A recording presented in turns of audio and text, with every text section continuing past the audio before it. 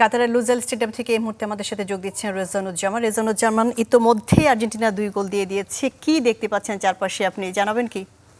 সাদমান সাকিবুর রয়েছেন। সাদমান। শাহনাজা, আপনি নিজেই বলে দিয়েছেন যে 2 গোলে এগিয়ে আছে আর্জেন্টিনা। সেটাই আসলে দেখতে পাচ্ছি যে তার প্রতিচ্ছবিটা কেমন কিংবা তার প্রতিফলনটা কেমন আসলে আর্জেন্টাইন সমর্থকদের মধ্যে। উল্লাস, উৎসব, সব অপেক্ষার মনে হয় অবসান ঘটতে চলেছে। আর মাত্র 45 মিনিট। সাদমান, এই 90 মিনিটে খেলা শেষ হবে তো? এই 45 মিনিট আমার মনে হয় আর্জেন্টিনা দল এবং আর্জেন্টাইন ফ্যানদের জন্য কয়েকশো বছরের সমান। যেহেতু 2 গোলের লিডে আছে এবং ফুটবল এমন একটা খেলা যে 2 মিনিটেও 2 গোল হতে পারে, এরকম রেকর্ডও আছে। সুতরাং এখনই যে আর্জেন্টিনা জয় উৎসব শুরু করে দিয়েছে বা করবে সেটাও বলা চলে না। দর্শকরা করে দিয়েছে, কিন্তু সেটাও কিন্তু সেফ না এখনো পর্যন্ত। না, আমি যদিও আসলে জানি না যে আপনি হতেই পারে ফুটবলে, আপনি যেমনটা বলছেন নেদারল্যান্ডসের সাথে আর্জেন্টিনার শেষ সেকেন্ডের 10 মিনিট এক্সট্রা টাইমে শেষ সেকেন্ডে গোল খেয়েছে, সেটা হতেই পারে ফুটবলে। কিন্তু আজকে যে ফুটবল ফ্রান্স খেলছে তাতে আসলে আর্জেন্টিনা ডিজার্ভ করে চ্যাম্পিয়ন হওয়ার জন্য, এবং আর্জেন্টিনা অবিশ্বাস্য অসাধারণ দৃষ্টিনন্দন ফুটবল খেলছে। নিঃসন্দেহে ফ্রান্স যে ব্যাকফুটে আছে তার কিন্তু একটা প্রমাণ অলরেডি দিদিয়ার দিশাম দিয়েই দিয়েছে যে প্রথমার্ধে 40 মিনিটে 2টা চেঞ্জ তিনি করেছে। বেস্ট 2 তারকা ফুটবলার মানে অলিভার জিরু, তিনি দুর্দান্ত ফর্মে ছিলেন, one of the best number 9 আপনি বলতে পারেন এই ওয়ার্ল্ড কাপের, তাকে তুলে নিয়েছে। ডেম্বেলে একটা ভুল করেছে সেটাই কিনা, মানে যাই হোক সবকিছু মিলে ব্যাকফুটের ফ্রান্স, সেটা নিয়ে কোনো সন্দেহ নেই। সেটা মানসিকভাবে হোক আর টেকনিক্যালি হোক, যেভাবেই হোক। এবং দলের মধ্যে কি আসলে ঐক্যের কোনো ঘাটতি কিনা? আমরা কোনো ভালো অ্যাটাক দেখলাম। 4-4-2 খেলছে, বাট 4-2 উপরে যে 6 জন খেলছে তারা আসলে এতটাই প্রেসার ক্রিয়েট করেছে, এতটা ব্যস্ত রেখেছে ফ্রান্স ডিফেন্সকে, যার কারণে উপর পর্যন্ত কিন্তু বলই আসতে পারেনি। আপনি পজিশন পুরো খেলাটা হয়েছে ফ্রান্সের অর্ধে আসলে বলা চলে। ফ্রান্সের 11 ফুটবলার আর আর্জেন্টিনার 8 ফুটবলার, 19 জন এক অর্ধে, আর আর্জেন্টিনার 2 ডিফেন্ডার আর গোলরক্ষক আরেক অর্ধে, এরকমটাই বলা চলে। মানে খুবই একপেশে। আমরা যেমনটা বলছিলাম যে খুব উত্তেজনাপূর্ণ কিংবা খুব প্রতিদ্বন্দ্বিতাপূর্ণ ফাইনাল হবে। রেজানুজ্জামান এবং সাদমান সাকিব, আপনাদের দুজনকে ধন্যবাদ। দেখা যাক শেষ হাসিটা আসলে কেই হাসে, আর্জেন্টিনা নাকি ফ্রান্স, সময় হয়তো বলে দেবে। অনেক ধন্যবাদ যুক্ত হওয়ার জন্য আমাদের সাথে। কাতার থেকে যুক্ত হয়েছিলেন দুজন সহকর্মী, রেজানুজ্জামান এবং এবারে বরিশাল থেকে আমাদের সাথে স্বামীবাগ থেকে, পুরান ঢাকার স্বামীবাগ থেকে আরিফুল ইসলাম আমাদের সাথে যুক্ত রয়েছেন। আরিফের কাছে যেতে চাই আমরা। আরিফ, বেশ উচ্ছ্বসিত এবং আর্জেন্টিনার সমর্থকদেরই পেছনে দেখতে পাচ্ছি, কি অবস্থা, কেমন দেখছেন? এখন তো ব্রেক চলছে, 45 মিনিটের যে দুর্দান্ত খেলা আমরা দেখলাম, অতিরিক্ত 7 মিনিট সহ যদি বলি আমরা, তো ক্ষুদে দর্শক আপনার পেছনে, কি বলছেন তারা? ঠিক এই জায়গা থেকে আমরা বিশ্বকাপের আগে আমরা এসেছিলাম এবং এখানকার প্রতিবেদনটা দেখেছিলাম। কারণ এখানকার দেয়াল যে চিত্র, দেয়াল লিখনীয় গ্রাফিতি যদি বলি, এটা হচ্ছে সেই স্বামীবাগের গলি, যেটা ছবি সামাজিক যোগাযোগ মাধ্যমে ভাইরাল হয়েছে। এবং দেখতেই পাচ্ছেন যে আর্জেন্টাইন সমর্থকদের যে উচ্ছ্বাস, উন্মাদনা, বিশেষ করে 2টা গোল করার পর, সেটা নিঃসন্দেহে অসাধারণ। 2টা গোল করল এবং তারপর থেকে তারা শিওর যে আজকে কাপটা আর্জেন্টিনা নিবে। কোনোভাবেই কামব্যাক করতে পারবে না আপনার ফ্রান্স। এবং যে ফ্রান্সকে আমরা দেখেছিলাম যে আগেরবার খুব দাপটের সঙ্গে খেলেছে, তারা কিন্তু এবার মনে হচ্ছে একদমই অজানা। কয়েকজনের সঙ্গে কথা বলতে চাই, তারা যদি বলতো যে কেমন লাগছে, নিশ্চয়ই চ্যাম্পিয়ন হবে ইনশাল্লাহ। আমরা 2018-তে যে আমার যে গোলটা দিছিল 4টা, তো আমরা এবার ইনশাল্লাহ যেহেতু হাফ আছে, আমরা আরো 2টা দিয়ে 4টা পূরণ করছি। আর মেসি আছে এখানে 3টা বসে যায়, 3টা। 2018 সালে যেহেতু আর্জেন্টিনা হেরেছিল ফ্রান্সের কাছে, তারপর থেকেই তাদের একটা বদলা নেওয়ার মঞ্চ খুঁজছিল এবং সেরা মঞ্চে বদলাটা নিচ্ছে। আমরা আরো কয়েকজনের কথা শোনাতে চাই। কি মনে হচ্ছে আজকে জিতবে? মানে জিতেই তো গেছি ভাই, কাপ মেসিরা তো উঠে গেছে। আমরা আরো কয়েকজন সমর্থকের কথা শোনাবো। খুবই এক্সাইটেড এবং আপনাদের প্রত্যাশা অনুযায়ী খেলা চলছে। আরিফুল ইসলামকে ধন্যবাদ। স্বামীবাগ থেকে, পুরান ঢাকার স্বামীবাগ থেকে আমাদের সাথে যুক্ত হয়েছিলেন, সেখানকার চিত্র আমাদের জানাচ্ছিলেন। এবার বরিশাল থেকে আমাদের সাথে যুক্ত হচ্ছে কাউসার হোসেন রানা। তিনি জানাচ্ছেন যে বিশ্বকাপে বরিশালে দর্শকদের মধ্যে উন্মাদনা কেমন দেখতে পাচ্ছেন, এবং নিশ্চয়ই আর্জেন্টিনার সমর্থক বেশি।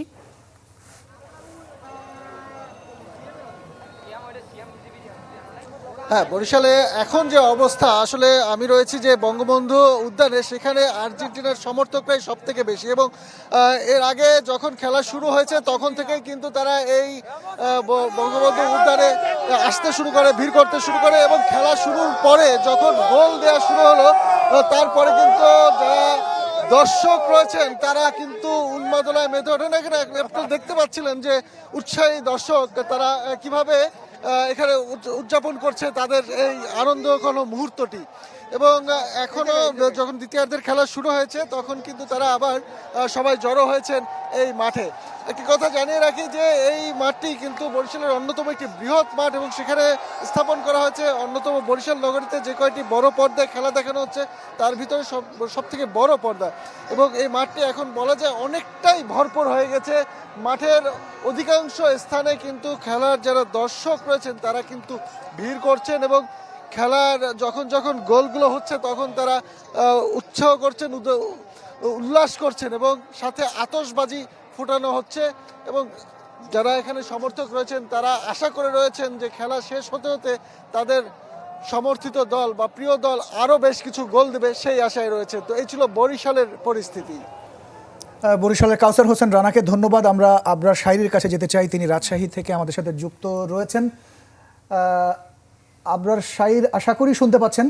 আপনি কোন জায়গায় রয়েছেন, উন্মাদনা কেমন দেখছেন? বাংলাদেশে তো শীতের এক ধরনের কাঁপুনি চলছে, একটা আমেজ চলছে, পাশাপাশি হচ্ছে বিশ্বকাপের আরেক রকম উন্মাদনা।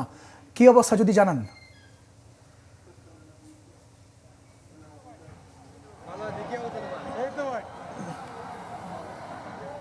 আবরার, আশা করি শুনছেন। রাজশাহী বিশ্ববিদ্যালয়ের এই মুহূর্তের যদি চিত্র আপনাকে বলি তাহলে আসলে বলে বোঝানো যাবে না, সেটা দেখাতে হবে। ফাইনালের যে চিত্র এখানে কিন্তু জায়ান্ট স্ক্রিনে রাজশাহী বিশ্ববিদ্যালয়ের শেখ কামাল মাঠে হাজার শিক্ষার্থী এখানে উপস্থিত হয়েছেন। তারা এই যে আর্জেন্টিনা এবং ফ্রান্সের মধ্যকার যে খেলা, সেই খেলাটি উপভোগ করছেন এবং এরই মধ্যে ফার্স্ট হাফে আর্জেন্টিনা যে দুটি গোল দিয়েছে তাতে উল্লাসে ফেটে পড়ে শিক্ষার্থীরা। এবং এই ধরনের খেলা এর আগে রাজশাহী বিশ্ববিদ্যালয়ে দেখা যায়নি, ফলে দেখতেই পাচ্ছেন হাজারো শিক্ষার্থীর যে উল্লাস, যে বাঁধ ভাঙা আনন্দ, সেটি কিন্তু চোখে পড়ার মতো এখন পর্যন্ত। এবং সবচেয়ে বড় কথা যে এখন পর্যন্ত সুশৃঙ্খলভাবে সকল খেলাগুলো কিন্তু সম্পন্ন হয়েছে। তবে ফাইনাল খেলার মতো এত বড় আয়োজন এর আগে দেখেনি রাজশাহী বিশ্ববিদ্যালয়। এবং সবচেয়ে বড় কথা, এখানে যারা এসছেন তারা বেশিরভাগই আর্জেন্টাইন সমর্থক এবং ফ্রান্সের কয়েকজনকে পাওয়া গেছে। তবে ফ্রান্সে এখন পর্যন্ত গোল না দিতে পারায় ফ্রান্সের যারা সমর্থক রয়েছে তারা কিছুটা হতাশ, কিন্তু আর্জেন্টাইন সমর্থকরা অনেক পর্যন্ত খুশি, উল্লাসে ফেটে পড়ছেন সবাই। এই মাত্র আমরা দেখলাম যে বলটা গোলবারের কাছ থেকে ফেরত এসছে এবং উল্লাসের চিত্রটা আপনি দেখতেই পাচ্ছেন। তো রাজশাহী বিশ্ববিদ্যালয়ে এখন পর্যন্ত খেলা চলছে। অনেক ধন্যবাদ আবরার শাইর, আপনার কাছ থেকে রাজশাহী বিশ্ববিদ্যালয়ে সেখানকার দর্শনার্থীদের খেলার খবরগুলো জানছিলাম। ভর্তুকি মূল্যে গ্যাস বিদ্যুৎ দেয়া আর সম্ভব নয়। রাজধানীর কৃষিবিদ ইনস্টিটিউশনে বিজয় দিবসের আলোচনায় এই কথা জানিয়েছেন প্রধানমন্ত্রী শেখ হাসিনা। বিএনপিকে উদ্দেশ্য করে তিনি বলেন, আইয়ুব খান থেকে শুরু করে খালেদা জিয়া সবাইকে উৎখাত করেছে আওয়ামী লীগ। এ দলকে উৎখাত করা এত সহজ নয়। প্রশ্ন রাখেন বিএনপি জামাতের সাথে বামরা কিভাবে একই প্ল্যাটফর্মে। বিজয় দিবস উপলক্ষে এই আলোচনা সভার আয়োজন করে বাংলাদেশ আওয়ামী লীগ। রাজধানীর কৃষিবিদ ইনস্টিটিউশনে এতে প্রধান অতিথি হিসেবে যোগ দেন আওয়ামী লীগ সভাপতি ও প্রধানমন্ত্রী শেখ হাসিনা। কেন্দ্রীয় নেতাদের পর বক্তব্য রাখেন শেখ হাসিনা। স্মৃতিচারণ করেন স্বাধীন বাংলাদেশের বৈরী যাত্রাপথের। ৭৫-১৫ আগস্টের পর থেকেই শুধু শোষণ বঞ্চনার শিকার হয়েছে বাংলাদেশের মানুষ। বিরোধীদের চলমান রাজনৈতিক তৎপরতা প্রসঙ্গে আওয়ামী লীগ প্রধানের বিস্মিত উক্তি, বিএনপি জামায়াতের সাথে কিভাবে একই প্ল্যাটফর্মে আসে বামপন্থীরা। যারা লেফটিস্ট তারা মনে হলো 90 ডিগ্রি ঘুরে গেছে, অর্থাৎ সেই জামাত বিএনপি তাদের সাথে আমাদের বাম, অতি বাম, কি বলে স্বল্প বাম, তীব্র বাম, কঠিন বাম, সব যেন এক হয়ে এক প্ল্যাটফর্মে। শেখ হাসিনা বলেন, আইয়ুব থেকে খালেদা জিয়া সবাইকে উৎখাত করেছে আওয়ামী লীগ। তার প্রশ্ন, বর্তমান সরকারকে উৎখাত কি এতই সহজ? আন্দোলন করে সরকার উৎখাত করবে এতই সোজা? আইয়ুব খানকে আমরা উৎখাত করেছি, ইয়াহিয়া খানকে যুদ্ধে পরাজিত করে উৎখাত করেছি, এরশাদকে উৎখাত করেছি, খালেদা জিয়া 15 ফেব্রুয়ারি ভোট চুরি সেটাও বাতিল হয়েছে, কাজে আওয়ামী লীগ পারে, কিন্তু ভর্তুকি মূল্যে আর জ্বালানি বিক্রি সম্ভব নয় বলে জানান প্রধানমন্ত্রী। সাশ্রয়ী ও সঞ্চয়ী হয়ে সবাইকে প্রস্তুত থাকার আহ্বান তার। বিদ্যুৎ উৎপাদন করার যা খরচ, আমরা কিন্তু তার থেকে কম খরচে সবাইকে বিদ্যুৎ দেই, কিন্তু সেটা কিন্তু দেওয়া সম্ভব না। কাজে যে খরচ হয় সে খরচটা দিতেই হবে। খুনি ও যুদ্ধাপরাধীরা যেন আর ক্ষমতায় আসতে না পারে সে বিষয়ে সতর্ক থাকার কথাও জানান প্রধানমন্ত্রী শেখ হাসিনা। এরা যেন আবার এই দেশটাকে এসে মানে আবার ধ্বংস করতে না পারে। সাব্বিন শফিক, চ্যানেল 24, ঢাকা। বঙ্গবন্ধু সবসময় ন্যায় বিচার প্রতিষ্ঠা করতে চেয়েছিলেন। 15ই আগস্টের হত্যাকাণ্ডের পর দেশে বিচারহীনতার সংস্কৃতি তৈরি হয়। সুপ্রিম কোর্ট এবং সংবিধানের সুবর্ণ জয়ন্তীর অনুষ্ঠানে এসব কথা বলেছেন প্রধানমন্ত্রী শেখ হাসিনা। বঙ্গবন্ধু আন্তর্জাতিক সম্মেলন কেন্দ্রে দেশের সর্বোচ্চ আদালত সুপ্রিম কোর্ট এবং সংবিধানের সুবর্ণ জয়ন্তীর অনুষ্ঠান। এতে প্রধান অতিথি হিসেবে যোগ দেন প্রধানমন্ত্রী শেখ হাসিনা। স্মারক নোট ও ডাক টিকিট অবমুক্ত করেন সরকার প্রধান। মোড়ক উন্মোচন করেন দুটি প্রকাশনার। আইনের শাসন প্রতিষ্ঠায় সুপ্রিম কোর্টের ভূমিকার কথা তুলে ধরেন অনুষ্ঠানের সভাপতি প্রধান বিচারপতি হাসান ফয়েজ সিদ্দিকী। বলেন, বিচার বিভাগকে এগিয়ে নিতে জাদুশক্তির প্রয়োজন নেই, ইচ্ছাশক্তি যথেষ্ট। সংবিধানের ৫ম ও ৭ম সংশোধনী বাতিল করে ও সামরিক শাসন অবৈধ ঘোষণা করে সুপ্রিম কোর্ট তার ঐতিহাসিক দায়িত্ব পালন করেছে। প্রধানমন্ত্রী বলেন, জাতির পিতা সবসময় ন্যায় বিচার প্রতিষ্ঠা করতে চেয়েছিলেন। 15ই আগস্টের হত্যাকাণ্ডের পর দেশে বিচারহীনতার সংস্কৃতি তৈরি হয়। কোনো কথা নেই, বাচ্চা নেই, হঠাৎ একজন উর্দি পড়ে সেনাপ্রধান হিসেবে উর্দি পড়া ঘোষণা দিয়ে দিল, আজ থেকে রাষ্ট্রপতি হয়ে গেল, তো রাষ্ট্রপতি হয়েই গেল। বলেন, দেশের যে কোনো ক্রান্তিকালে সংবিধানের রক্ষক ও অভিভাবক হিসেবে কাজ করেছে সুপ্রিম কোর্ট। সেই ৭ম সংশোধনী, ৫ম সংশোধনী, যে সংশোধনীর মাধ্যমে অবৈধভাবে ক্ষমতা দখলকারীরা জনগণের ভোট চুরি করে পার্লামেন্টের 2/3 মেজরিটি নিয়ে তাদের অবৈধ ক্ষমতা বৈধ করত, সেই প্রক্রিয়াটাও সুপ্রিম কোর্ট অত্যন্ত সাহসের সাথে বন্ধ করে দিয়েছে। শেখ হাসিনা বলেন, পঞ্চদশ সংশোধনীর মাধ্যমে গণতান্ত্রিক ধারা অব্যাহত রাখা শুরু হয়েছে। পঞ্চদশ সংশোধনী সংবিধানে সন্নিবেশিত করা হয়েছে, ফলে গণতান্ত্রিক ধারাটা অব্যাহত রাখা, মানুষের অধিকার, দেশের প্রতি, জাতির প্রতি অধিকার বা মানুষের মৌলিক অধিকার নিশ্চিত করার একটা সুযোগ সৃষ্টি হয়েছে। 15ই আগস্টে স্বজনহারাদের মতো আর কেউ যেন বিচারহীনতার কষ্ট না পায় সেদিকে সজাগ থাকতে আইনজীবী ও বিচারকদের প্রতি আহ্বান জানান প্রধানমন্ত্রী শেখ হাসিনা। বাবা মা ভাই বোন মারা গেল আর আমি বিচার চাইতে পারবো না, আবার তাদেরকেই গণতন্ত্রের ধারক বাহক বলা হয়। এটা সত্যি জাতির জন্য, দেশের জন্য, স্বাধীনতার জন্য, এটা স্বাধীন রাষ্ট্রের জন্য অত্যন্ত লজ্জাজনক। স্বপ্নিল শাহরিয়ার শিশির, চ্যানেল 24, ঢাকা। বিএনপি আন্দোলন বানচালের ষড়যন্ত্র করছে সরকার, তাই নতুন করে দলটির নেতাকর্মীদের নামে মামলা ও গ্রেপ্তার করা হচ্ছে। গুলশানে চেয়ারপারসনের কার্যালয়ে সংবাদ সম্মেলনে এই অভিযোগ করেছেন দলটির স্থায়ী কমিটির সদস্য ডক্টর খন্দকার মোশাররফ হোসেন। 7 ডিসেম্বর নয়াপল্টনে সংঘর্ষের ঘটনায় সারা দেশে কয়েক হাজার নেতাকর্মীর নামে মামলা ও 1300 জনকে গ্রেপ্তারের অভিযোগ করেছে বিএনপি। দলটির স্থায়ী কমিটির সদস্য ডক্টর খন্দকার মোশাররফ হোসেনের দাবি, তল্লাশির নামে লুটপাট হয়েছে বিএনপি কার্যালয়। পুলিশের ছত্রছায়ায় ক্ষমতাসীন দলের সন্ত্রাসীরা বিএনপি কেন্দ্রীয় কার্যালয়ে ঢুকে বিভিন্ন কক্ষ ভাঙচুর ও মালামাল লুটের অংশ নেয় বলে প্রত্যক্ষদর্শীরা জানিয়েছেন। এই ঘটনায় নগদ অর্থসহ ক্ষতি ও লুট হওয়া সম্পদের পরিমাণ আনুমানিক 50,82,500 টাকা। যুগপৎ আন্দোলনে জামায়াত যুক্ত হবে কিনা এমন প্রশ্নে বিএনপি নেতারা জানান, এই আন্দোলনে কারা আসবে তা সময় বলে দিবে। আমরা সারা দেশে গণতন্ত্রকামী সব রাজনৈতিক দল, ব্যক্তি, সংগঠন সবার প্রতি অনুরোধ জানিয়েছি এইসব দাবির পক্ষে অবস্থান গ্রহণের জন্য। এদিকে বিকেলে বিএনপি মহাসচিব মির্জা ফখরুল ইসলাম আলমগীরের বাসায় যান গণতন্ত্র মঞ্চের নেতারা। পরে জোটটির নেতারা বলেন, সরকারের মানবতা বলতে কিছুই নেই। লাগাতার মিথ্যা কথা বলে, আবার ওই রকম মুখে এমন এমন কথা বলে যে আমরা নিজেরাই বেকুব হয়ে যাই। এর আগে সকালে যুগপৎ আন্দোলনের অংশ হিসেবে জাতীয় মুক্তি কাউন্সিলের নেতাদের সঙ্গে বৈঠক করে গণতন্ত্র মঞ্চ। শাহানেওয়াজ বাবলু, চ্যানেল 24, ঢাকা। বিএনপির কেন্দ্রীয় কার্যালয়ে হামলা, লুটপাটের অভিযোগের তথ্য প্রমাণ চেয়েছে আওয়ামী লীগ। রাতে আওয়ামী লীগের 22তম জাতীয় কাউন্সিল উপলক্ষে গঠিত গঠনতন্ত্র সংশোধন উপকমিটির সভায় একথা বলেছেন দলের সাধারণ সম্পাদক ওবায়দুল কাদের।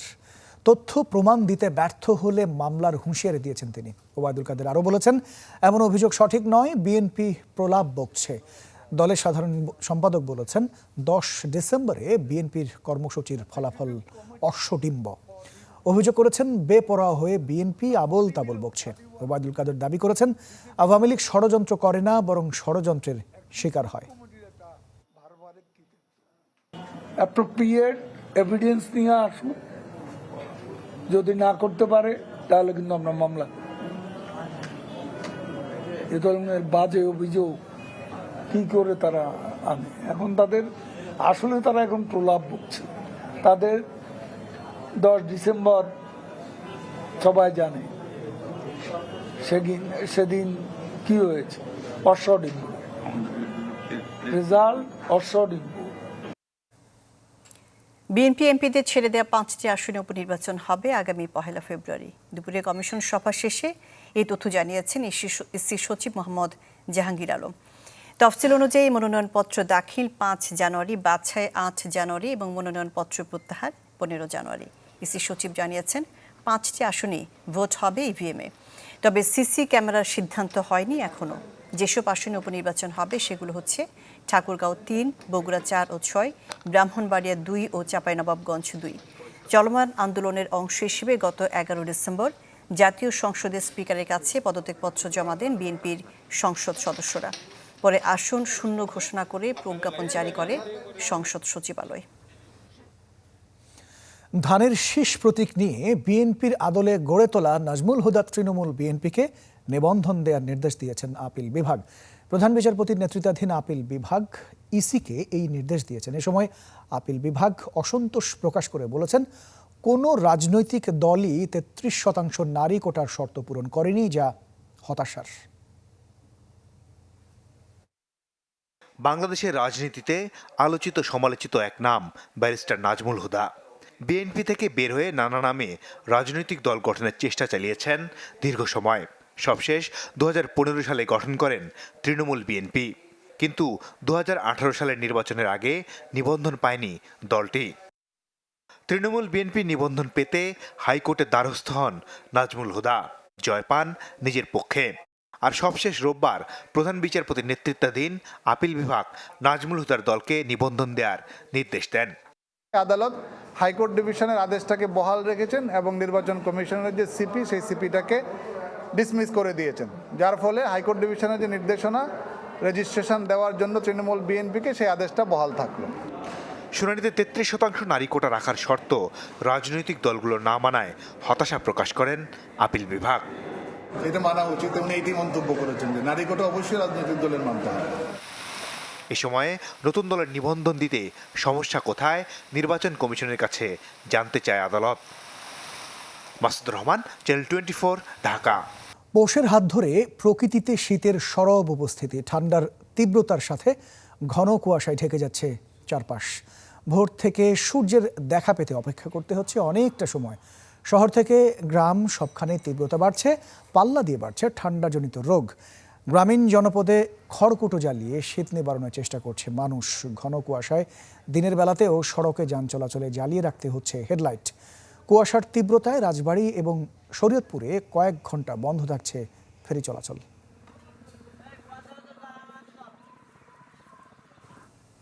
পিটার হাসের ঘটনায় বাংলাদেশের রাষ্ট্রদূতকে স্টেট ডিপার্টমেন্টে তলব করা হয়নি, জানিয়েছেন পররাষ্ট্রমন্ত্রী ও সচিব। বলেন, নিয়মিত বৈঠকের অংশ হিসেবে যুক্তরাষ্ট্রের পররাষ্ট্র দপ্তরের দক্ষিণ এশিয়া বিষয়ক অ্যাসিস্ট্যান্ট সেক্রেটারির সাথে দেখা করেছেন ঢাকার দূত। এদিকে মার্কিন দূতাবাসের বিবৃতিতে বলা হয়েছে, মানবাধিকার ইস্যুতে আগে কখনো যোগাযোগ করেনি মায়ের কান্না নামের সংগঠনটি। 14 ডিসেম্বর ঢাকার মার্কিন রাষ্ট্রদূত পিটার হাস দেখা করতে যান বিভিন্ন সময় গুম হওয়া ব্যক্তিদের সংগঠন মায়ের ডাকের এক সদস্যের বাসায়। সেখানে হাজির হন 1975 সালে জিয়ার আমলে হত্যাকাণ্ডের শিকার সামরিক বাহিনীর সদস্যদের পরিবারের সংগঠন মায়ের কান্নার কয়েকজন সদস্যরা। অপ্রীতিকর পরিস্থিতি এবং নিরাপত্তাজনিত কারণে সেখান থেকে চলে যান রাষ্ট্রদূত পিটার হাস।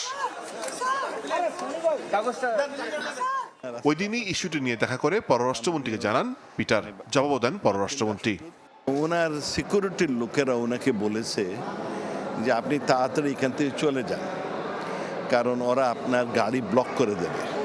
15 ডিসেম্বর আমেরিকায় বাংলাদেশি রাষ্ট্রদূত মোহাম্মদ ইমরান দেখা করেন দেশটির দক্ষিণ ও মধ্য এশিয়া বিষয়ক অ্যাসিস্ট্যান্ট সেক্রেটারি ডোনাল্ড লির সাথে। তলব করা হলো কিনা জানতে চাইলে সরকারের কর্তা ব্যক্তিরা জানান বৈঠকটি ছিল পূর্ব নির্ধারিত। আমাদের রাষ্ট্রদূতকে তো তলব করা হয়েছিল নাকি আসলে ঘটনা স্পষ্ট করেছে? কনসালটেশনে গেছিল হয়তো। বাট স্যার ওইটা নিয়ে কি আমরা খুব প্রেশার ফিল করছি বা বিষয়টা নিয়ে উদ্বিগ্ন হওয়ার মতো কিছু? না না, আপনারাই বেশি উদ্বিগ্ন। সেজন্য এটা তো রুটিন ম্যাটার, ওনারা তলব করে নাই। আমাদের রাষ্ট্রদূত সেইখানে আগে থেকেই আলাপ করার জন্য চেষ্টা করতেছিলেন, তারা পরে অ্যাপয়েন্টমেন্ট দিয়েছে। আপনি তলব বলছেন কেন? আমরা অনেকদিন ধরে চেষ্টা করতেছি ওদের সাথে আলাপ করার জন্য। এদিকে সচিবালয়ে রবিবার সাংবাদিকদের প্রশ্নের জবাবে স্বরাষ্ট্রমন্ত্রী বলেন ঘটনার সঙ্গে সঙ্গেই পুলিশ সেখানে উপস্থিত হয়। পুলিশ বাহিনী যখনই শুনেছেন যে একজন মার্কিন রাষ্ট্রদূত সেখানে যাচ্ছেন, পুলিশ বাহিনীর কর্তব্য হয়ে গিয়েছিল সেখানে যেতে।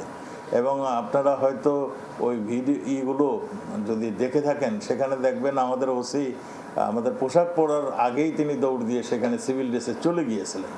এদিকে মার্কিন দূতাবাসের মুখপত্রে পাঠানো বিবৃতিতে বলা হয় মায়ের ডাকের সাথে 14 ডিসেম্বরের বৈঠকটি পূর্ব নির্ধারিত কিন্তু নিরাপত্তাজনিত কারণে বাধাগ্রস্ত হয়। তবে মায়ের কানা সংগঠনের পক্ষ থেকে মার্কিন দূতাবাসের সাথে মানবাধিকার ইস্যুতে গেল কয়েক বছর কোনো যোগাযোগ করা হয়নি।